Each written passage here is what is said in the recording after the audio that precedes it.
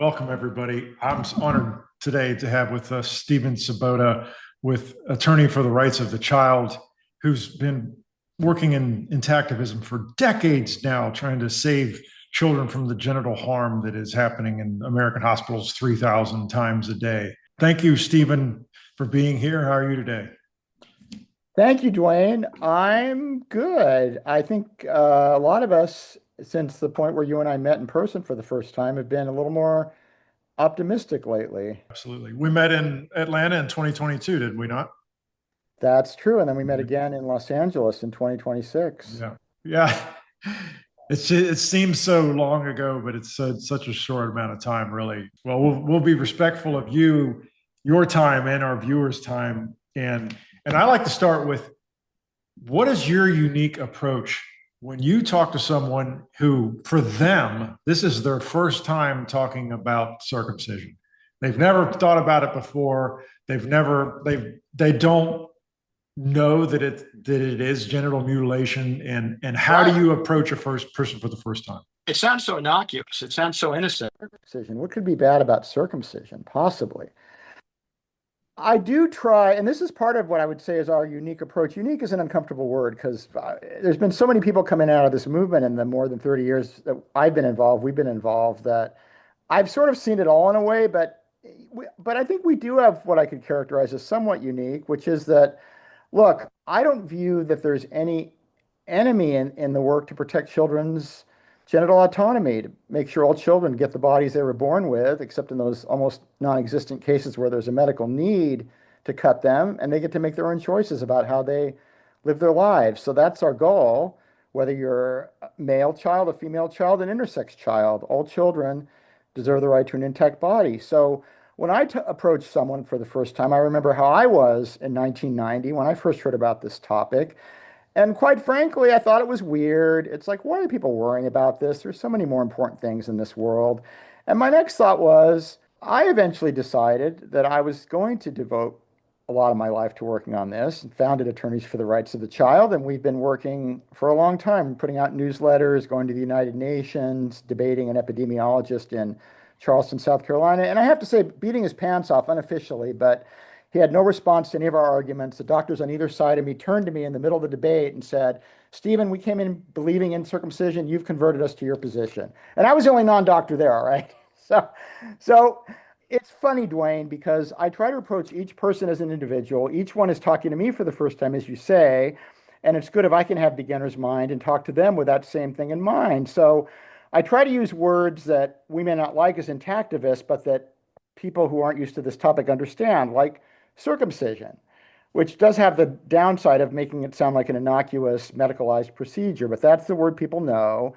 Well, why is circumcision a bad thing, Stephen? I don't get it. I mean, so you and I know very well, Dwayne, it can cause physical problems, it can cause emotional problems, sexual problems, psychological problems. It can last a lifetime. And a lot of men I've worked with say it's the worst thing that ever happened to them. And the real tragedy to it is it's so needless. And even the greater tragedy is some children have even more catastrophic complications than an average genital mutilation case. And of course, there's deaths every year, as there is from any surgery. But the difference with these is it's completely unnecessary. We can console ourselves with other deaths from other procedures that the procedure needed to be done. And medicine is great these days, but regrettably, it's not perfect. But in this case, Dwayne, as you well know, my brother, we don't need to be doing this. And that's the real tragedy. So I do my best to talk to newcomers in a down to earth manner, and nobody's the enemy in my mind. Doctors aren't the enemy. The Jewish and Islamic lobbies that sometimes support genital mutilation aren't the enemy. It's convenient to have an enemy and it's tempting, but I don't think it's true. And I think the real enemy is social inertia and this belief we've come up with that somehow we've been doing this all this time. There must be something good to it, or at least it can't be that bad, right? Doctors wouldn't be doing things that are bad. But doctors do things that are bad all the time. We know about all the terrible past stories, the Tuskegee syphilis experiment where they let African American men get infected for 40 years. We know, and there's other recent stories. We know all those stories. Medicine does bad things sometimes. It's not bad generally, but it's bad more often than it should be. So we can't console ourselves with that thought. It's comforting, but it's not true. I totally agree. It's actually what you mentioned, social inertia. It's cultural. It Yeah. certainly isn't necessary to, obviously, since 70% of the human males on Earth do have a foreskin until the time of their demise, but yet somehow the American male is the only one that needs it amputated immediately. And you know what's odd, Dwayne, is all these men in Europe that aren't cut. We know for a fact, because we believe what Americans tell us about genital mutilation, we know for a fact they're dropping dead in the street from not being cut, but somehow the Danish TVs and the British TVs, we know how many TVs are on London, cameras are all over London. Somehow they're missing these events. They're all happening off camera through some amazing coincidence because we know they're happening, right? They must be happening. It's real, I want to tell the story quickly of when my own son, I have two sons now, but I only have one that was born male. And when he was born in Guam in 2002, which is, as you know, a U.S. territory, I was trying to be chill. I'd already been to the United Nations. I'd already presented the issue to the UN, but I was trying not to be Mr. Activist. I was trying to be Mr. Dad, proud dad, and I was a proud dad. In Geneva, I had the first ultrasound of Eli on my bedside table. I mean, I really was trying to be a good dad. And the nurse came to me 5 different days. Oh, do you want to circumcise your son? No. 2 days later, hi, Mr. Svoboda. Are we circumcising your son? No, thank you. And 5 times. And finally, I said to her, you do know there's no medical reason for this, right? And she chirpily responded, oh, yes. So I said, well, then why are you asking? Oh, because some parents want it. Oh, and if I wanted my son's left arm cut off, you would do that, but you didn't offer me that. His right arm, his leg. Why only that one choice off the potential menu of things we could amputate? Oh, parents want it. What do I say to that? What do we say to that as a culture, as a society? I don't know. That's why we're here. There is no such thing as extra skin born on a child. I mean, again, I guess this little part of my earlobe right here, maybe that's some kind of extra skin. I don't know what that's for. Extra skin, but yeah. but we don't go cutting that off either. Totally accurate how you presented that. Was like, this is the only body part that is like, oh, we have an option of amputating this. Even the word amputation, people want to argue semantics. Oh, it's not an amputation. Okay, we're excising it. Well, we're cutting something off. Yeah, but it's the foreskin. It never makes any sense, Stephen. It makes no sense. And yet, when you're fish, I imagine if some really smart fish or really deranged fish comes up to you and says, hey, guess what, Stephen Fish? There's this thing around us everywhere. It's called water. And if we're not in water, we're going to die. We're not going to be able to breathe. And I'm going to look around. I'm going to say, I don't see any water. What are you talking about? Yeah. We're swimming in it. We don't get it. We believe the stories we're told. We believe the lies we're told because just as I'm sure, and I'm not analogizing, I'm not saying they're the same thing, but just as an analogy, as I imagine, Dwayne, before slavery stopped, which I think we can agree was not a good thing, I imagine that people felt like, oh yeah, that makes sense, because these poor people were taking care of them. They're obviously not as smart.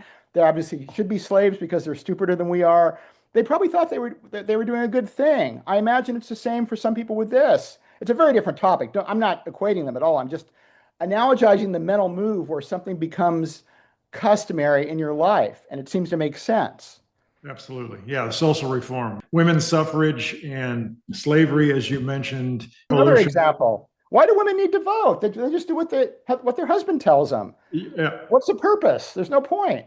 Yeah. Oh, they're not married? Are you going to let non-married women vote? Really? I mean, I'm sure that was a thought somebody had at some point. I'm sure. It just gets weirder the deeper you go down the rabbit hole. It really does. It really does. It really does. Yeah. Norm Cohen, who's still an activist, Norm Cohen and Tim Hammond's award-winning film in the late 80s, Whose Body, Whose Rights, about male genital mutilation, which was on public TV. Norm Cohen said, now this was 1989, so the moon landing wasn't that many decades previously. We've been to the moon. We've done all these amazing things, and we're still doing this. Well, guess what? It's 2026, and we're still doing it. Yeah. Even more stunning, we have artificial intelligence.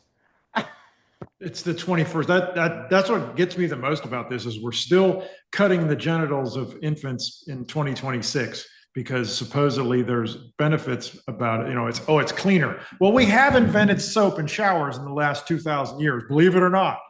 In fact, we had soap in the 80s, believe it or not. Yeah, oh, yeah, that's true. Soap in the 80s as well. Yeah, I do remember that soap in the 80s. And I had a shower too. We did. I showered when I was a kid. Yeah. None of it makes, once people realize it, it's one of those things where once you realize it, you can't believe that you didn't see it before. And I've had this Exactly. experience with other things.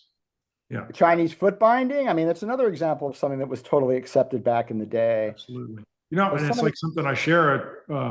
It's a meme I share, and it shows the so what is it, Thailand, where they stretch the necks of the girls, and then in Africa where they do scarification of the yeah, children, yeah, all those things. Yeah, foot binding in China. And so whenever someone talks to me about parents' choice, I send them that meme. Okay, the parents' choice, right? It's okay. No, it's not okay. Your decision stops at another person's skin. exactly, Yeah. exactly. And that's usually the principle we apply in most cases. And then we cut out a few exceptions which make no logical sense, but they seem to make sense to us. It sort of makes sense overall to people. Like basically, as you said, Dwayne, the boundary of permissible action is the other person's body, except like something really innocuous, really no harm at all, really innocuous, and with health benefits and aesthetic benefits like circumcision. It sounds very innocuous. Maybe we'll make an exception for that. But it's not innocuous. It does cause harm. It doesn't have benefits, and there's no reason it should be accepted. And the presentation that I just made in Los Angeles a few weeks ago with you present, Dwayne, and you gave your own excellent presentation too. I talked about how people want to make these exceptions and they sound so plausible to people and they really think that they're just justified. We have cultural blindness just like everybody else. We think we don't. We absolutely do. And the Africans in some countries, in some cultures, MGM, male genital mutilation, and FGM, female genital mutilation, are both practiced. And there are also cultures where neither are practiced. And the African scholars down there, raised in Africa, culturally African, some of them in the US, some of them still in Africa, several have written about this topic. And they think we're so arrogant to think that we can say that, well, the male version of this is acceptable and the female version is completely unacceptable. And of course, at Attorneys for the Rights of the Child, we wholeheartedly agree that female genital mutilation is completely unacceptable. And I know you do too, Dwayne. And I think everyone in Los Angeles agrees with that at the conference. The thing we're working for, of course, is to include male children in that same protection that female children receive. And to a greater extent than used to be, the intersex children are also receiving it these days. So that's our work. That's our frontier that we're working toward. Like, absolutely. We all believe that all children deserve the right to their own body. They shouldn't have parts of their body amputated without their consent, unless there's a very ultra rare medical need for cutting into the genitals of a child, which is what, 1 in 1 million? Who knows? It's super rare. I've never really heard of an actual case. I hear this limitation built in, but I'd like to know if it's ever actually happened. One of our other guests was talking about that it is possible for some of the intersex children, when they're born, is like their urethra might not even be connected properly. So there are cases where there might be an actual medical need, but it's For the intersex children, yeah, what used to be called hermaphrodites, yeah, the intersex children. Right. A few of them, not many. No, it's a very, very, very, very small percentage. Another question is, what does intactivism need the most right now? Let me start in a slightly different point, and I'll try to get to that question. Right now, I would say, so we just came back, you and I, Dwayne, and a number of others, at least 110 people attended, just came back from this conference in Los Angeles a few weeks ago. And there was a mood of optimism, there was a mood of excitement. This relatively new organization, Intact Global, is bringing a lawsuit in Oregon to obtain the right for males to be protected by the same Oregon constitutional protections that females enjoy. So that's exciting. There's a potential breakthrough there. And we've been working with my organization. We've been publishing groundbreaking papers.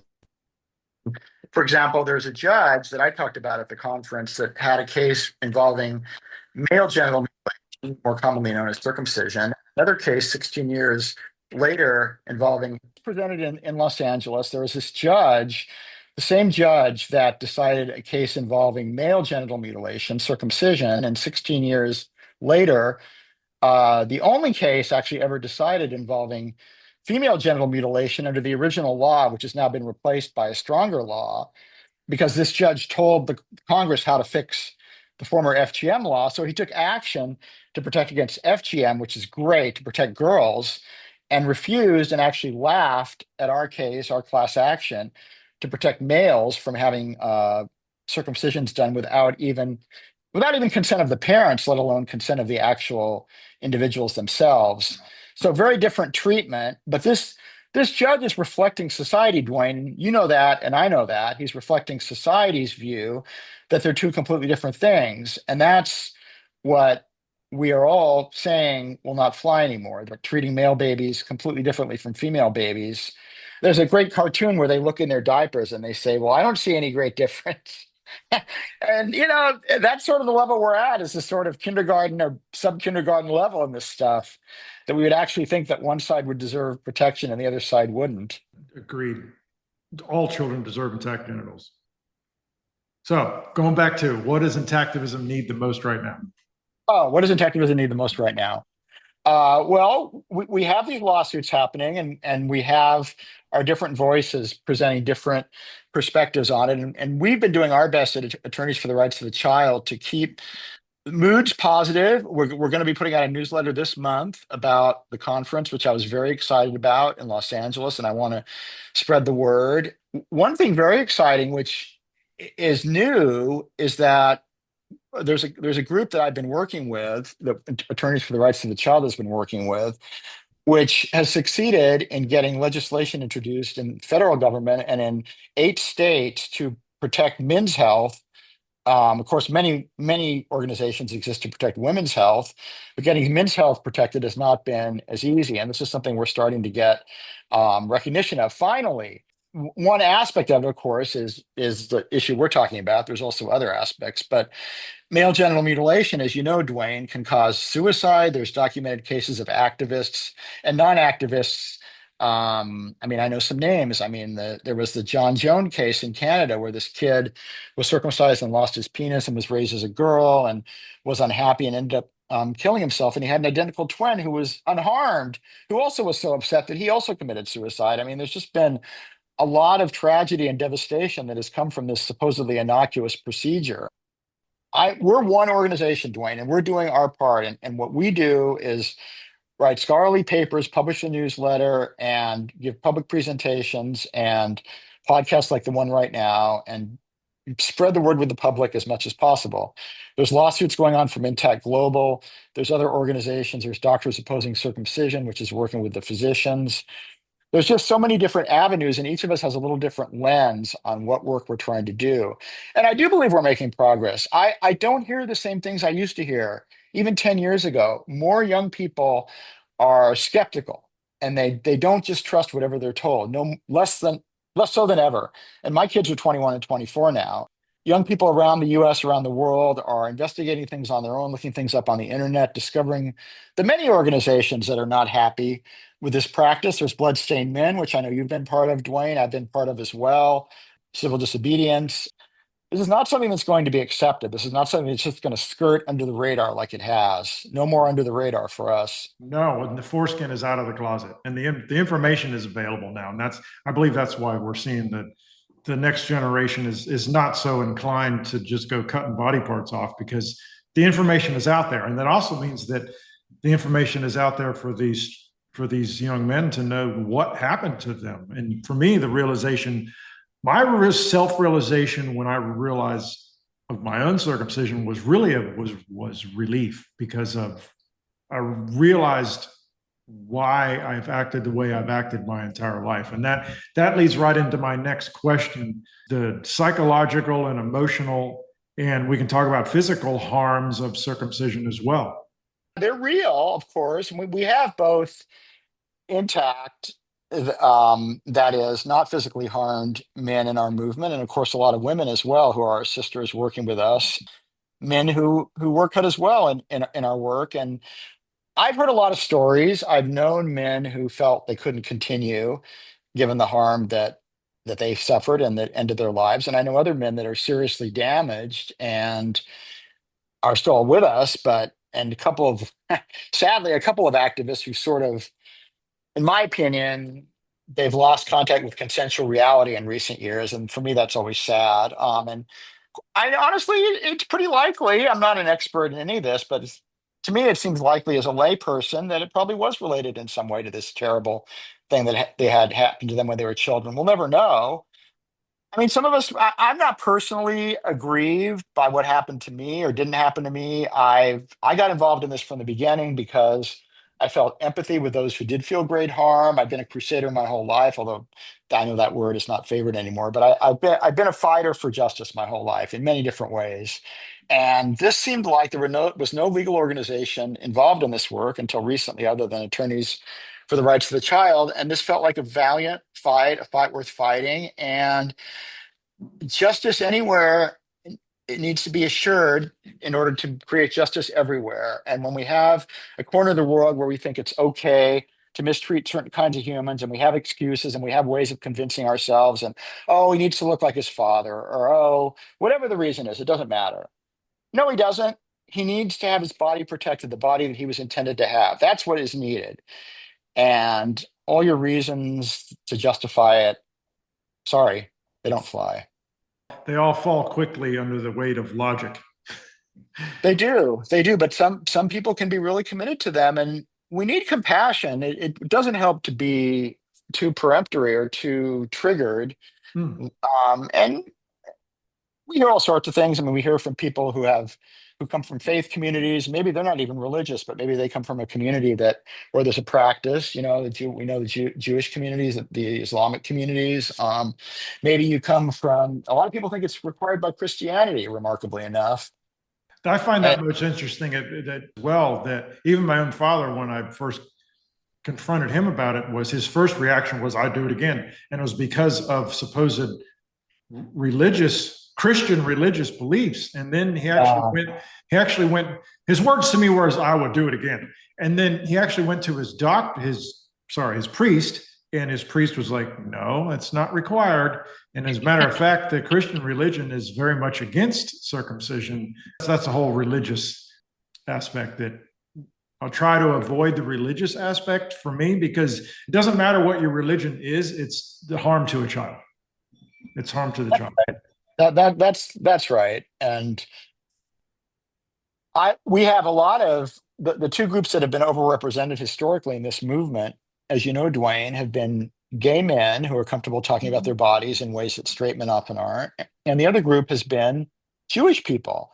And of course, a lot of the Jewish people aren't actually practicing Jews anymore. In some cases, they left the religion because they felt so aggrieved by the genital mutilation. In other cases, they had other reasons. But regardless, we have a lot of Jewish people who call themselves Jewish and who are actually Jewish. And they say to us, well, gee, Stephen, it's anti Semitic if you're not supporting kids that are, however you want to language it, Jewish.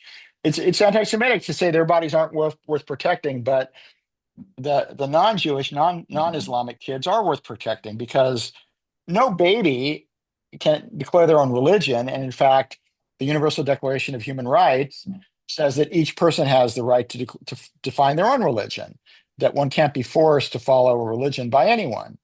So when a baby's 1 day old, we have no way to know what religion it is. And this physical marking on their body, I'm not Jewish, but the physical marking on the body, you're not playing fair with the kid. You're not letting them make their own decision.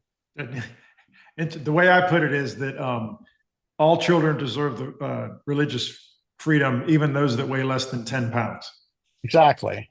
Exactly. Yeah. What's the height requirement for a person to be allowed to have a religious freedom? There isn't one. Every person deserves the right to their own religious freedom, but yet somehow we're taking this religious freedom away from infants because they can't say no. Actually, they are saying they're using the only voice they have, which is their Exactly. spouse. Exactly. Well, one thing that occurs to me, I probably thought it before. I don't remember ever thinking it before, but the brain. Okay, so the brain was my refuge when I was a child. I had a sort of a bad childhood. I was more or less raised by wolves, not literally, but metaphorically. Oh, me too. And yeah, I didn't have a good childhood. And my refuge was my brain. And that the only thing that I believed that was good about me until I was at least 30 was that I was smart. And I noticed, Dwayne, that a lot of us in this movement use our brains as refuge, and also people who are supporting various forms of genital mutilation use their brains a lot too. And our brains can come up with really crazy advanced, complicated reasons in both directions for things. And this is why we survived the saber-toothed tigers back in the day. We weren't faster, our teeth weren't sharper, but we were smarter in the relevant ways anyway. And that's why we're alive now, Dwayne. That's why you and I are here. That's why we have these laptops we're talking over. So our brains are so great, and I use great partly in quotation marks, and thinking of all these reasons why genital mutilation is okay, why it's actually good. Look like the father, hygiene, HIV. All these things are not true, but that's what people say. But also, like if we've been caught, some of us have to figure out how we're going to get through life. And so the brain comes up with ways to do that. And thank goodness it does, so that we're able to live our lives and not have them sadly made impossible by the fact we had this bad thing happen to us as kids. So thank goodness for the brains, but the brains are not limit don't have limitless power. And if we're cut, we're cut. And no matter how smart we are, okay, we can restore our foreskin for those who do that. It doesn't bring the original penis back like it would have been without the operation, sadly. Thank you for clarifying that. Yeah, I mean, I Yeah. just started, but I don't know. My brain is not handling my circumcision well lately. So it's Yeah. It's yeah, tough. It's tough. Make no bones about it. It is tough. It is tough, and I know my brothers struggle with this, and it can be such a struggle. And we have our sisters, and not as common, but we have our sisters who also suffered some forms of genital mutilation, and they're suffering terribly as well. And some of them have written books about it, so they've gone public. Patricia Robinette, but yeah, there's a lot of stories, and they're sad stories, and they're tragic stories, Dwayne. And I feel a lot of empathy for my brothers and my sisters who are struggling with these issues. female genital mutilation cultures use the same excuses. It's cleaner, it's Yeah. more attractive, there's Oh less yeah. disease. Same. It's actually the exact same excuses we use here in America to cut little boys. Absolutely. Well, Lightfoot Klein, among other authors, wrote about that precise thing in the late 80s in her book Prisoners of Ritual. And yeah, it's been written about over and over. And yeah, it's true. I mean, the same reasons are used. People don't seem to realize it. But yeah, cleaner, avoids diseases. Well, if I cut off my arm, I'm never going to have like arm cancer, right? Right? Is arm cancer a thing? I don't know, but I know I'm not going to have it in this arm if I cut it off. I Exactly. If I mean, cut my finger off, I'm not going to get dirt under my fingernail. Yes. right. Yeah. Right. No one can argue. Yeah. Well, I can't argue with that. Prophylactic amputations of any other body part on any human being other than supposed problem of the foreskin, which doesn't seem to be a problem for 5,000 species of mammals on Earth, only for the American male. Only for the American male. Yeah. Yeah, yeah, It's like true. It's true. none of this passes the logic test. No, it doesn't. And it's one of those topics that we can talk about it for hours, Dwayne. You and I, I'm sure, could talk about it for many hours, and I've talked about it for many hours with many different people. And then at the same time, you sort of stop yourself and say, okay, why is this even a 2-minute conversation? Isn't this Yeah, like the simplest topic imaginable? And it sort of is, actually. I mean, I've been to every I've lived in or near Berkeley. I went to UC Berkeley physics a long time ago, and I've lived in Berkeley or near it for most of my 40 years since then. I've been to every specialty library at Berkeley, except for I think two. I mean, public health as it related to the work to protect against genital mutilation, medical, of course, law, of course. I mean, every topic, except I think architecture, I think hasn't come up, and I think there's one other one. Issue just seems to embrace pretty much all disciplines in one way or other over the years. And yet it's simple. People seem to have an endless ability to complicate it. Oh, what about HIV? We have to stop. We have to protect the Africans. Here we are, these great people from Harvard and Johns Hopkins. We're going to go down and be the white saviors, saving the oversexed African men from their own sexuality. That campaign has been shown to be complete nonsense, and yet it's been going on for 19 years, and it's made Harvard and Johns Hopkins many millions, probably billions of dollars. It's just a big scam, if you want to know the truth. I don't understand how it's making them money, but when an organization goes to Africa and offers free amputations, there must be a reason. The money paths, the thing about money is that like places like Johns Hopkins are so different about money than poor Africans are. I mean, so in some cases, and I just wrote a paper about this program in Africa, so this is why I'm fresh with the thinking about it. In some cases, they're paying the Africans. They're not necessarily in money, but they're giving them things that are very valuable to them. I've football jerseys, football means soccer everywhere, but in the US, football jerseys or footballs or other things that they would never be able to afford to buy, that or medical supplies.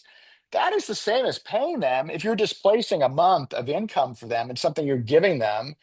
And then this claim from these first world, highly prestigious universities is, oh, we're not compensating the subjects. We're going in, we're being very objective, we're being very fair, very intellectual, and the whole thing's a smokescreen. And why is Harvard and Johns Hopkins, why are Harvard and Johns Hopkins involved in this? Come on. I mean, and all these prestigious researchers are writing papers about it. There's hundreds and hundreds of peer-reviewed papers about this stuff. I read them all because I have to, because I published 45 papers myself about genital mutilation. I mean, it's insanity. It's literal insanity. It's What was the last unbelievable. paper you published about circumcision? Well, it was the one that I talked about in Los Angeles. It was in the Cardozo Journal of Human Rights and Equal Protection, and it was about this Judge Friedman who decided these two cases 16 years apart, where for female genital mutilation, he told how to fix the problems in the law to make it sound under the U.S. Constitution, which did. And in the case of the male circumcision class action we presented on behalf of Latina mothers in New York City, the judge sat here laughing at our presentation, at our closing argument, smiling and nodding at the other side's closing argument, which of course they're not allowed to do. Judges aren't allowed to do that. Come on, you're telegraphing to the jury what the right decision is. But unfortunately, we had some shortcomings with our hired state counsel, who was actually turned out, unfortunately, an alcoholic. So he didn't do what he should have been doing in the case. And so we weren't able to appeal. And this is how these things go. And this judge comes in and fails on the requirements of discharging his office properly. But he swims in the same water we all do. He feels like, oh, what are these people even suing over? Circumcision? It's like, it's Latino kids. The Latinos don't circumcise. That's not in their culture. I mean, the whole thing just boggles the mind. They were presenting these forms to the Latina mothers in English, which a lot of them didn't speak. I speak fluent Spanish, which was one of the things I was involved in the case, was talking to the Spanish-speaking press every day, presenting these forms to them, consent forms. Consent is a misnomer, but presenting them with page 2 at the top, there was a line. They said in English or in Spanish, sign here so you can go home with your baby. Page 1 had the whole consent thing, saying what the procedure was. The mothers didn't read that page because the nurse didn't present that to them. It was just a setup. It was just a classic setup. Judge couldn't be bothered. Oh, No judge wants a controversial case. he's sitting there telling the jury which way to decide the case. You're not supposed to do that. That's a mistrial. Cultural bias, his personal cultural bias. His personal cultural bias. Yep. Allowing children to be mutilated in the United States as we speak. And, Yep. and I wanted to address, my opinion, what the activism needs most right now, and that's the elephant in the middle of the room, and that's money. None of this happens without money. The Bloodstained Men doesn't hit the streets without money. ARC Law is not able to do research or trials especially in other states without money. Intact Global can't do it without money. So it's hard to say. It pains me to say about this point. We need money.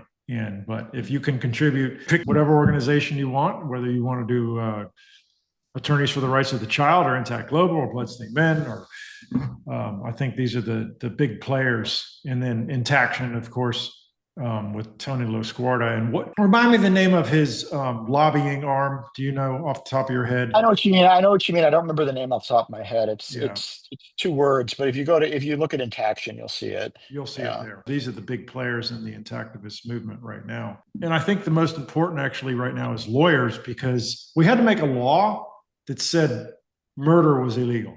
Right, We're going to have to right. make a law saying circumcision is illegal.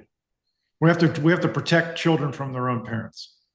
Well, I think properly interpreted, existing laws are adequate protection. And unfortunately, there's been legislation. I don't know if you know about this, Dwayne, but there's been state laws passed in a bunch of states. Illinois is one of them that say that child abuse laws, for example, shall not include circumcision. There's a specific law that says that in like 6 states because, well, gee, why would you pass a law like that? Well, you must be afraid that otherwise genital mutilation of males might be considered child abuse. So, again, this is another thing that boggles the mind. Like, why would anyone pass a law like this unless they felt like it did qualify under the law? So, What is your opinion on an angle for a lawsuit about that? Those particular laws where we're not allowed to abuse a child except circumcision. Is there an well, I angle? don't even know. I don't even know if I'm not even sure if there's ever been a case in Illinois where that statute has been invoked to protect the genital cutting. I mean, generally, it just sort of gets protected by cultural inertia. And judges, of course, are people always have this misconception that activist judges move the law forward. Well, usually not. The reason for the misconception is the one historical case where that did happen, where with civil rights for African Americans, in fact, some activist lawyers and activist judges did, in fact, move ahead of the social movement. But almost always, I think always other than that, the social movements come first, often decades earlier, and then the courts get dragged along afterwards. And that's, I think, what you and I are trying to do, Dwayne, and Intact Global and Attorneys for the Rights of the Child, all of us. We're trying to get the social movement far enough along that we're going to, when some court cases get brought, like the case in Oregon, that there will be some inertia from that because it's a different world. It's a different world, and people are thinking things through now on their own. And I think that Oregon case is actually promising. It's not one of those cases that you bring and you sort of know it's not going to have success. I mean, so that's another reason why people are starting to get guardedly optimistic is things are changing. It's a different world now. We've got more resources, we've got more online presence. There's so many things you can get at a click of a mouse, whereas Are you directly involved with the lawsuit in Oregon? I'm not directly involved. No, I'm only involved in that I went to the conference and I knew about the case. I'd read the brief, and I know that it's moving ahead. I haven't been directly involved. No, we have other things going on, and that's the great thing about the movement is there's Bloodstained Men, as you said, and there's several different organizations that are doing different things, and we're all working together, but in different ways. And I think that's gonna get us toward our goal faster than if we were all doing the same thing, shouting loudly and saying the same thing. It's going to I mean, take we are all of saying the us. same thing, but we're saying it in different ways. It's going to So, take all of us. Yeah, as Eric Klopper said, there is no silver bullet, but there is silver buckshot. oh, I missed it when he said that. That's a really good line. Did you say that at the Yeah, he conference? did. Yeah, he Oh, I did. missed that. Oh, that's a really good line. Oh, that's good. I like And that. that's what the intactivism movement is. We're the silver buckshot. Oh, I really like that. That is really true. That is really true. Yeah, we'd like to think we're a silver bullet, but we're silver buckshot. But buckshot can kill you too, and buckshot is going to kill you, Mister Male Genital Mutilation. Watch out, we're coming. Yes. Yeah, we are. Yes. The word is out. The denial is, and that's what it is. The circumcision lives in denial.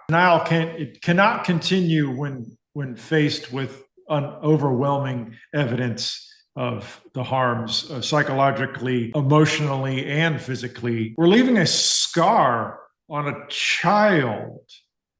How can that not be harm? Right, you're leaving a scar.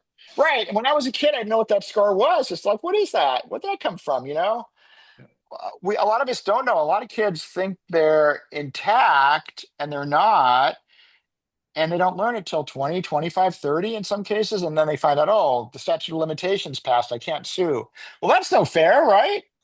No, I never knew. How would I know? I never saw an intact penis. And it was like, I I didn't know. always wondered though. And it was like, why does the skin tone change halfway down the shaft of my penis? And I was like, I never Right, understood that until I right, realized that I was circumcised. I'm like, oh, well, now I right. understand. It Yeah, makes that's no the scar sense. line. That's where the scar line is.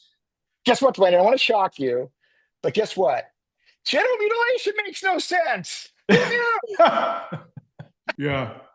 It's it's horrible on all levels. If it's bad for a girl, it's bad for a boy. And to say that it's different, okay, physically it's different, but it's not. It's not to the child. It's the same. Not really different. I mean, everything's different, right? Where do we go from here? What's the future of intactivism, Stephen Svoboda? What's the future of intactivism? I think the future of intactivism is we are ground swelling, if that's a verb. Things are coming together. There's more of us. We're madder than we were in the past. We've got more resources.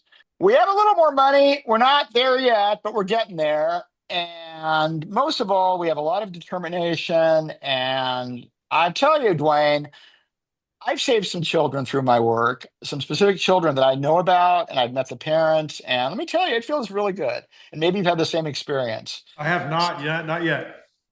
So, regardless, I'm sure that your work has saved children, and both our work is going to continue to save more. It's a good fight. And so we're going to continue the good fight. Well, that's what makes it worth. That's what makes it worth it for me. And it's like, because I spend hours of my life every day, promoting the genital integrity of children. Right. And for me, and it's like, if I can save one, that's all I need. And Right. I've heard through the friends of a friend, I've heard through my friends that I've saved children from what Right. I've been doing. I've never Right. directly met these people or that child, but when I go on a tour with the Bloodstained Men and give a week of my life and take a week of my vacation time or more, 10 days of my vacation time, and Right.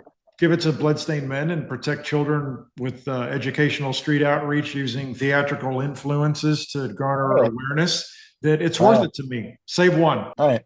Rather than go off to Tahiti or whatever, you wear a white suit with a red stain at the crotch symbolizing blood, and wear that. And we have some women in Bloodstained Men who wear the bloodstained suit as well, which I think is a really cool thing. And it's a graphic way of conveying the message. There are some very, very powerful, committed women Yeah. to this activist movement, Some of for them were at the sure. conference. Yeah, some of them were at the conference in Los Angeles. Yeah. Yeah, yeah, very amazing. That I mean, like again, there's women out there that spend hours of their day dedicating their lives to saving the genitals of children, and to have that is I think very, very, very powerful, because they weren't cut They weren't. and they're currently protected, although that law didn't come about until 1996. Well, So actually, really, the 1986 law is the one that Judge Friedman found the flaw in and told how to fix up the flaws in it. So now we have a new law that's replaced that law that was passed in 2021, the Stop FGM Act of 2021. That was the first act of ARC, actually, was to go to the press conference for that law that Patricia Schroeder got passed in, I think, 95, but then it actually took effect in 96, I think. Yeah, a while ago. how does the new law? What did they change in the new law that?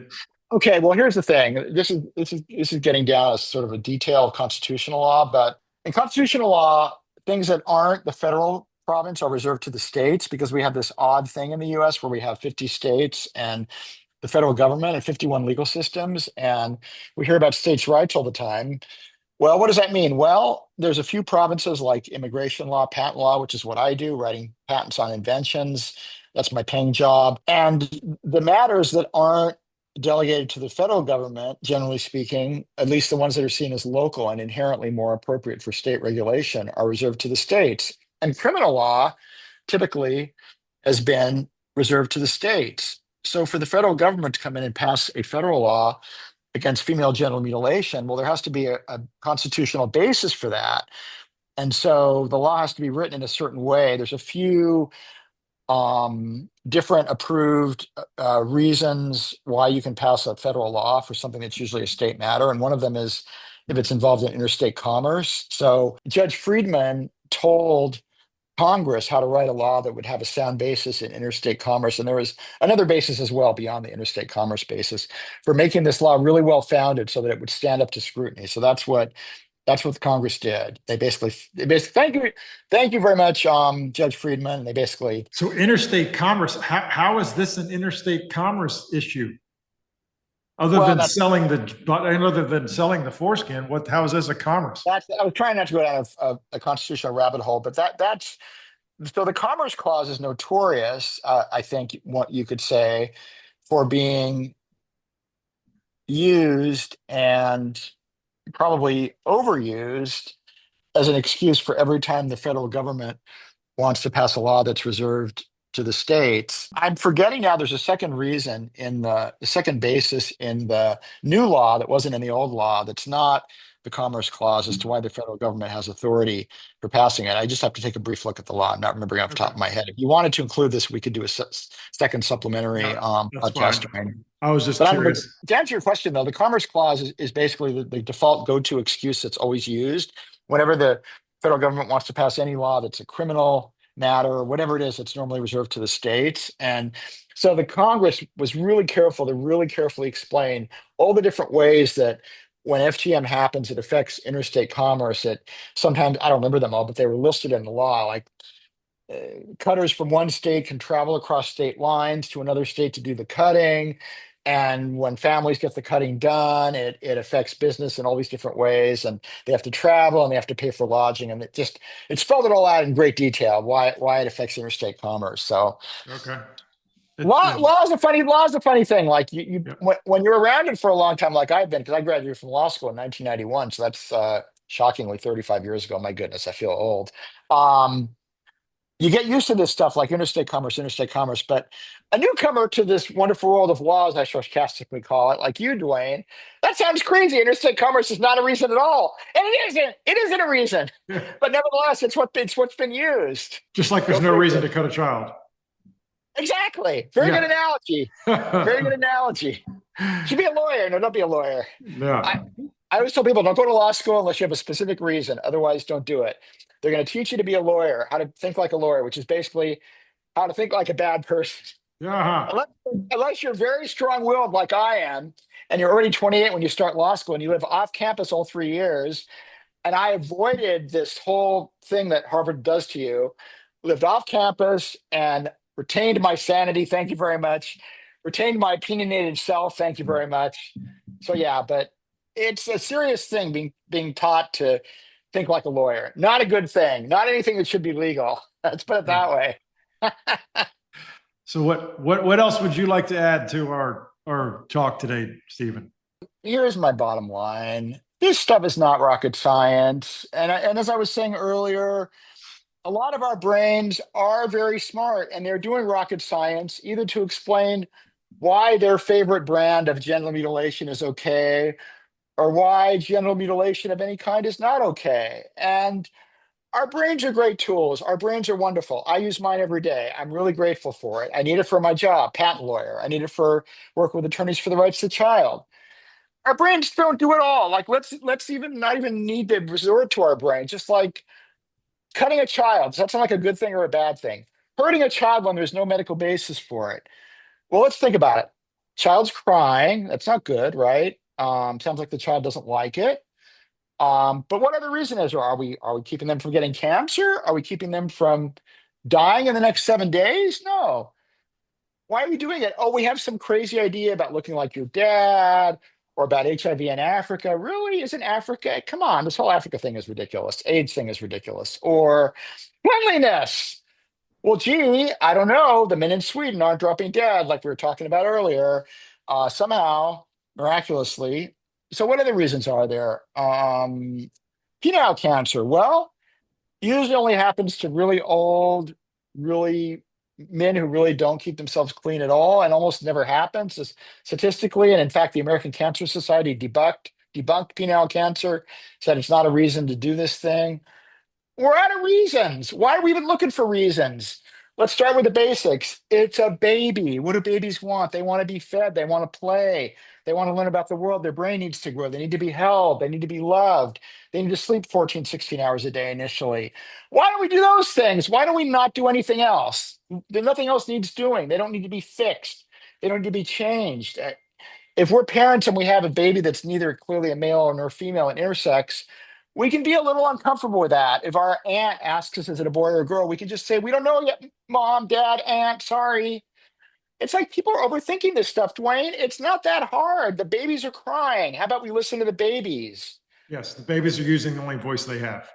They're Yes. using the only voice they have. And my goodness, Yeah. it's really not that. It's really Yeah, not that complicated. all people's voices matter, even those that do not have words yet. Absolutely. Well, Stephen, I want to be respectful of your time and our viewers' time, and I thank you so much. And keep doing what you're doing for attorneys of the rights of the child. We can't do it without you. we need all of us, and Attorneys for the Rights of the Child has been doing some amazing work over the last 30 years. And it just doesn't seem possible that we're in the 21st century and still cutting the healthy genitals of children. It really doesn't. Thank you so much, Dwayne. We're getting there. We're making progress, and bless you for your work, brother. And yes, we're moving forward. We really are. Yeah. Thank you, Stephen. Thank you.